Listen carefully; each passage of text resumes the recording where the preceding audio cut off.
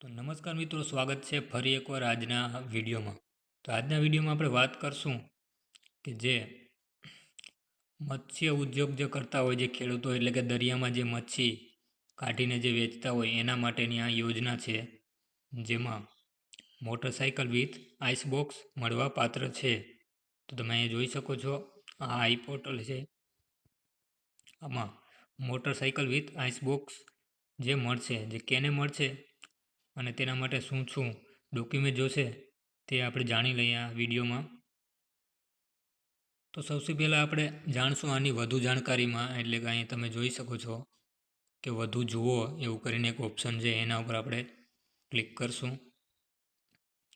તો વધુ જોવામાં નીચે અહીં માહિતી ખુલી ગઈ છે. આપણે વાંચીએ પહેલાં કે ભારત સરકાર તરફથી જે તે વર્ષમાં ફાળવેલ જનરલ મહિલા ST/SC કેટેગરીના લક્ષ્યાંક મુજબ નીચેના ધોરણે સહાય મળવા પાત્ર રહે છે.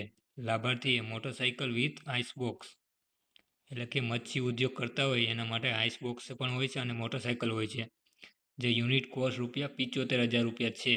એની સામે જનરલ કેટેગરીના જો ઉમેદવાર હોય તો એને 40%ની સહાય મળશે, એટલે કે 30% તેને સબસિડી મળી શકે છે. અથવા ખરેખર ખરીદીના 40% એ બેમાંથી જે ઓછું હોય તે સહાય જનરલ કેટેગરીના લાભાર્થીને મળવાપાત્ર છે. ત્યાર પછી મહિલા અને ST/ST કેટેગરીના લાભાર્થી માટે 60% છે મિત્રો. 60% એટલે ₹45,000 સુધીની સહાય, અથવા ખરેખર ખરીદના 60% બેમાંથી જે ઓછું હોય તે મહિલા ST/SC કેટેગરીના લાભાર્થીને મળવાપાત્ર થાય છે. ત્યાર પછી મળવાપાત્ર સહાયમાં 60% કેન્દ્ર સરકારનો ફાળો છે અને 40% રાજ્ય સરકારનો ફાળો રહેશે. આ રીતે ટોટલ 90% સહાય મળવાપાત્ર રહેશે. કુલ સહાય પૈકી 60% ભારત સરકારનો ફાળો અને 40% રાજ્ય સરકારનો ફાળો રહેશે. તો આ અરજીની તારીખ શું છે એ પણ તમે અહીંયા જણાવેલું છે. 7/5/25 થી 31/3/26 સુધી તમે અરજી કરી શકો છો આ વેબસાઇટ ઉપર. આ વેબસાઇટનું નામ છે આઈ ખેડૂત. ત્યાર પછી શું દસ્તાવેજો તમારે જોશે, જે આના પર ક્લિક કરીને તમે દસ્તાવેજ પણ ચકાસી શકો છો. તો આપણે એમાં ક્લિક કરીએ.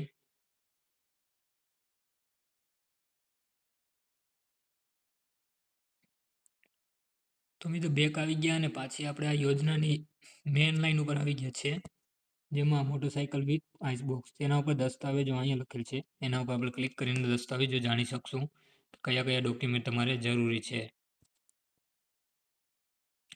તો સૌથી પહેલાં છે જાતિનો દાખલો, ફક્ત અનુસૂચિત જાતિ અને અનુસૂચિત જનજાતિ માટે જ. પછી ખરીદ કરવામાં આવેલ સામગ્રીનું ST/GST વાળું ઓથોરાઇઝ ડીલરનું બિલ. ત્યાર પછી ખરીદ કરવામાં આવેલ સામગ્રીઓ અરજદાર સાથેનો ફોટો. ત્યાર પછી અરજદાર દ્વારા ચૂકવણું કરવામાં આવેલ તે અંગેની પહોંચ. ત્યાર પછી પ્રોજેક્ટ રિપોર્ટ. ત્યાર પછી આધાર કાર્ડ, બેંક પાસબુકની પ્રથમ નકલ અથવા તો કેન્સલ ચેકની નકલ. ત્યાર પછી ઓથોરાઇઝ ડીલરનું કોટેશન. ત્યાર પછી લાભાર્થીનો ફોટો અને છૂટક અથવા જથ્થાબંધ માછલી વેચાણના મત્સ્ય ઉદ્યોગ ખાતાનું વેલિડ લાયસન્સ. તો મિત્રો આ એટલા બધા ડોક્યુમેન્ટ જે તમારે આ યોજનાનો લાભ મેળવવા માટે જેમાં જરૂરી છે. તો એટલું જ હતું આજના વિડીયોમાં. વિડીયો પસંદ હોય તો એક લાઇક જરૂર કરી આપજો.